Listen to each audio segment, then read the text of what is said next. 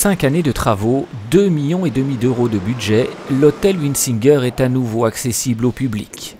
Longtemps occupé par une compagnie d'assurance, l'œuvre architecturale de Victor Horta a enfin retrouvé l'intégralité de son âme, ou presque. C'est le seul point, je pense, qu'on peut me reprocher éventuellement, c'est de ne pas avoir été jusqu'au bout du délire et d'avoir reconstitué la cage d'escalier comme elle était à l'identique.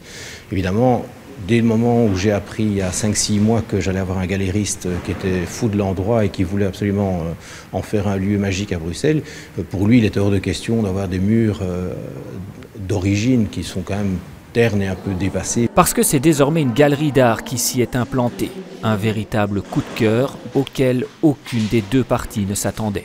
Je pensais que ça allait être des bureaux, style des bureaux d'avocats ou une chose comme ça, puisqu'on n'est pas trop loin du palais de justice. Mais je trouve que pour un endroit aussi magique, l'art contemporain va très très bien, assez curieusement peut-être, avec l'œuvre d'Horta. Ce n'est pas du tout traditionnel, un lieu art nouveau pour présenter de la photographie contemporaine chinoise. On est à la limite du paradoxe.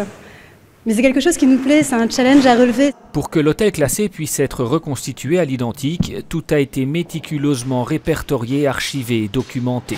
En attendant, l'hôtel Winsinger et son exposition actuelle, une histoire de la photographie contemporaine chinoise, sont à découvrir les yeux fermés.